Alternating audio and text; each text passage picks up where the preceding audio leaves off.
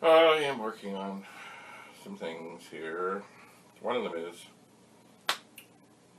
this is a 1084 monitor.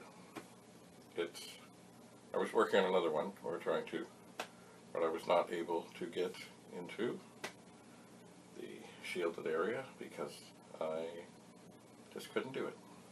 And I have another one here that is quite dandy and quite beautiful and quite magical. And because I have a fellow who, of all things, he has a 128, I think maybe a 64, but also an Amiga, and he's looking for a monitor that can do all of them. A 1084 is perfect. But this one, it has a power switch issue, which it basically means the power switch is fine, but the little mechanism that's supposed to keep it on doesn't work. So if you take a tiny piece of cardboard and push it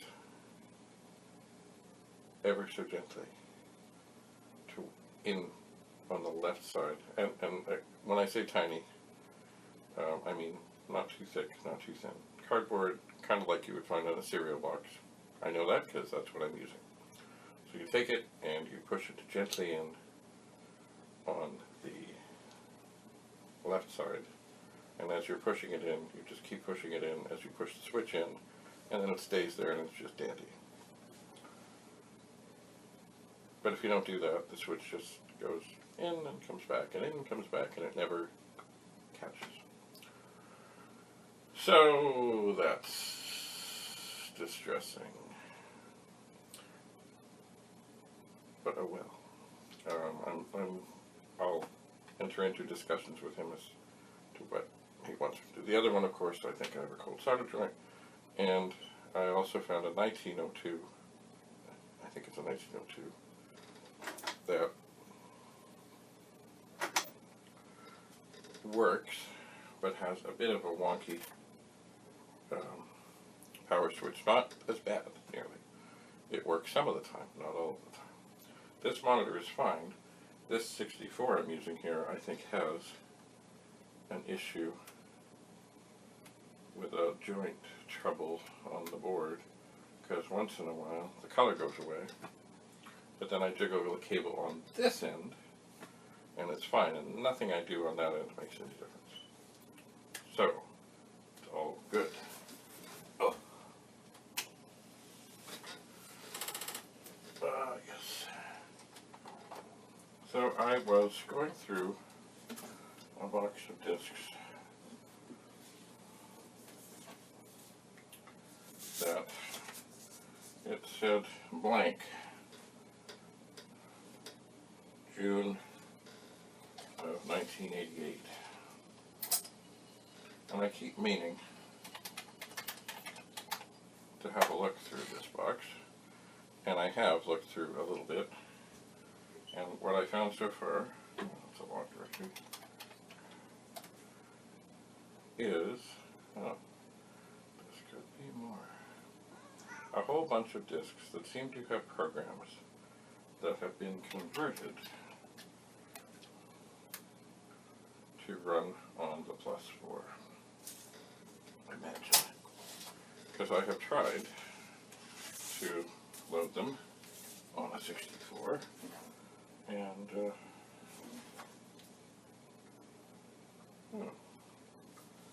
RAM expansion stuff, 2 sides. Anyway, it doesn't particularly work, the stuff, so I think it has been converted to the Plus 4. Somewhere I have a Plus 4. I have no idea where. What is this? Drew. Startup. Change unit. Looks like a bunch of utilities for the 64 and the 128. Most of the discs I have found appear to be for the Plus 4. So far, 2 for the PET, 2 for the Vic.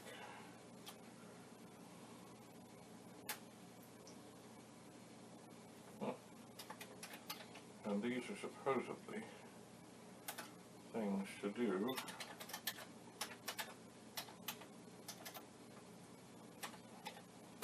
is memory expansion, which may mean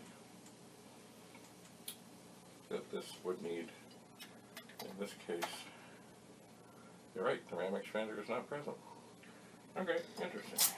Well, that looks like something to experiment with. RAM expansion stuff, 2 sides. So that is not the plus 4. There was, of course, the RAM expander for the 64.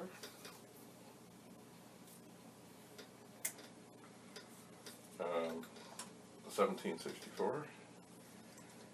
But it is not here. I have had them, but other people have wanted them. Oh.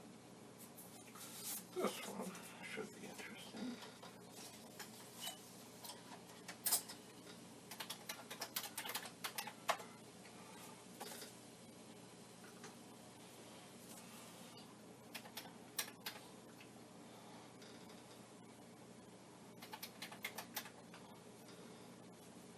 This one appears to be some sort of Star Trek thing.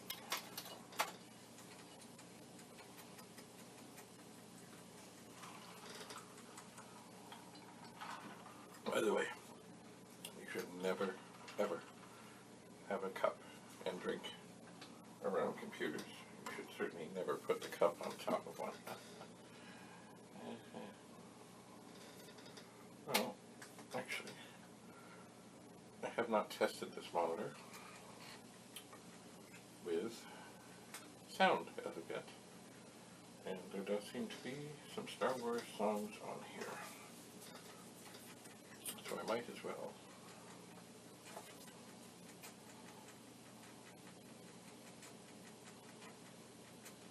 See what I can see.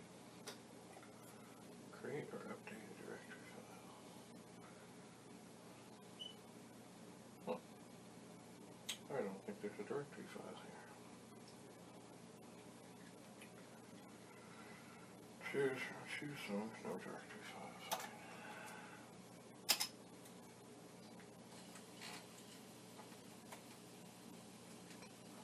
I believe what this is now doing, it's going out and finding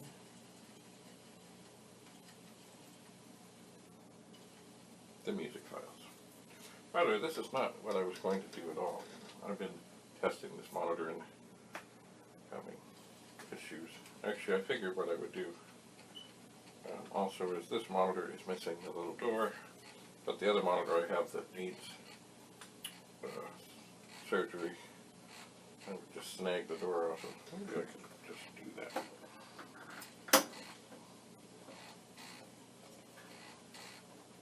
If I care. And reference. Yeah, look at that. Oh, okay, so we're going to choose your choices. A, B, C.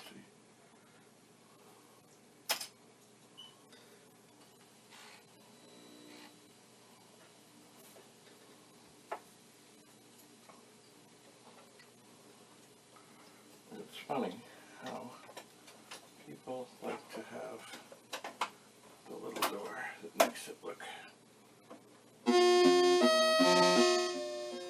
much smarter.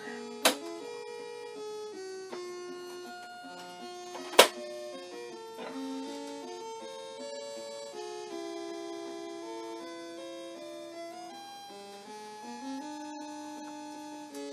And indeed, that's Star Trek.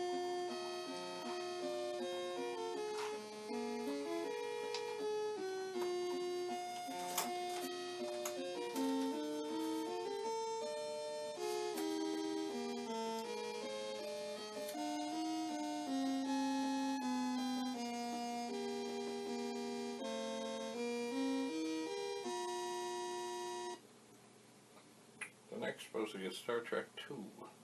There's also a game on here And I think it's pretty intensive because the instructions, the file is 39 blocks, then there's the boot, and the actual game is 109 blocks.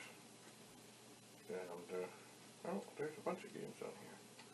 Super Trek, Star Trek 84, and the music, and indeed there are some pictures. I must have put this on here quite a long time ago. It was printed with the 1520 printer plotter, which I might have one around that works, but I might not. I'm more likely to have one that doesn't work.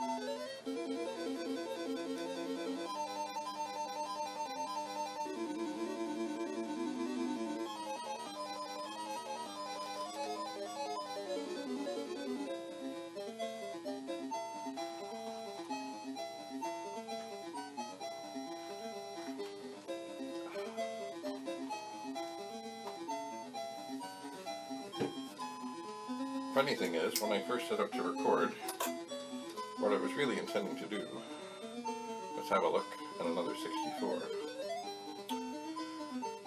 64. And, you know, a while ago I was going through all my 64s, and then I thought I'd run out, and I went to the basement and found some more. When I was digging out the monitor here in front of me, the 1902, I think I found two more. But I have another of a strange origin.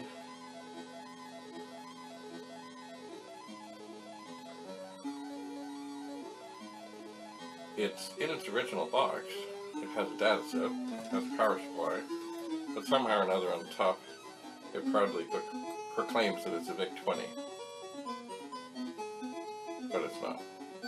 So I don't know if it was wrongly marked at the factory many years ago, or if the other thing was lost. I'll have to have a close look. I really haven't had a look. Anyway, now that we have Star Trek on the go,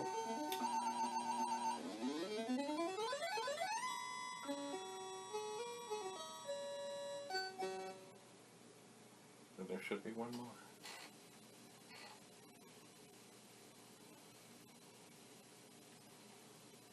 One more. I think this would be the theme from Star Trek 3. Presented on the Commodore 64, starring, of course, the SID chip, otherwise known as the 6581.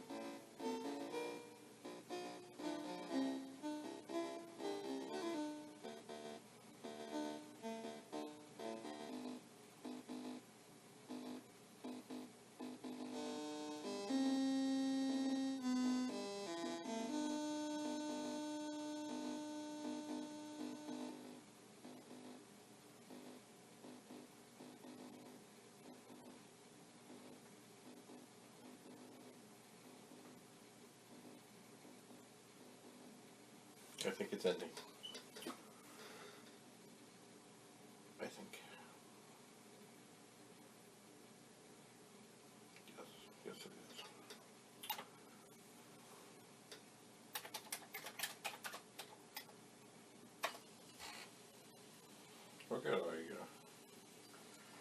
should have gone through this box. Actually, out of all the discs, and it says that they're blank.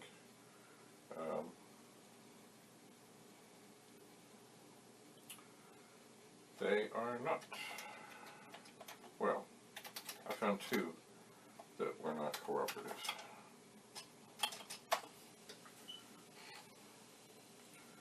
This promises to be some pictures.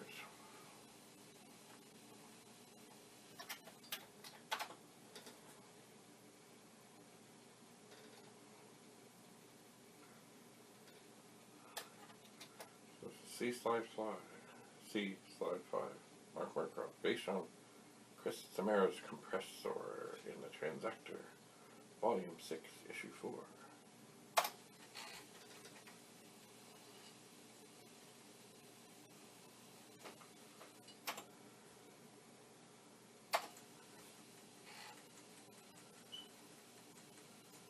Oh, look at that.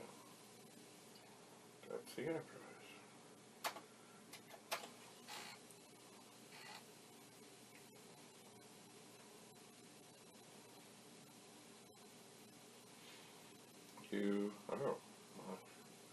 You must remember the graphics on the 64 were cutting edge at the time, but compared to what we have today,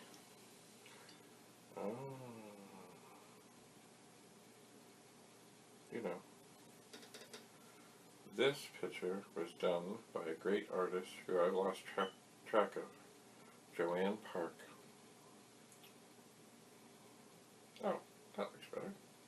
Is that because the color went away? Yeah, it is. Huh. Alright.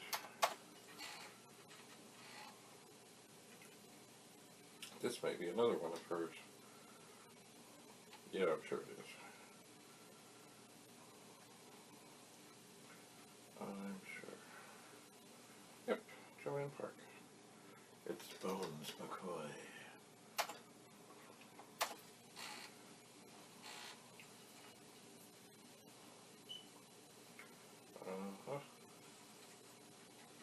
Here's Lieutenant Uhura, once again, by Joanne Park.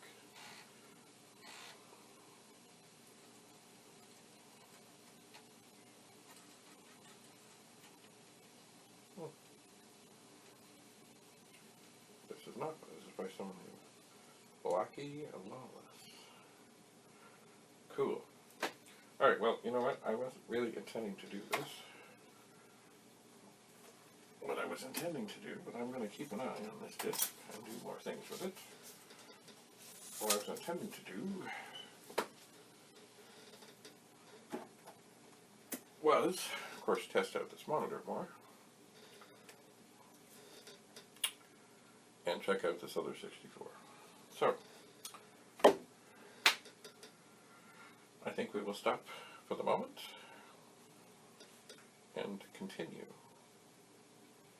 in the next episode. Thank you for coming. It is much appreciated. Bye for now.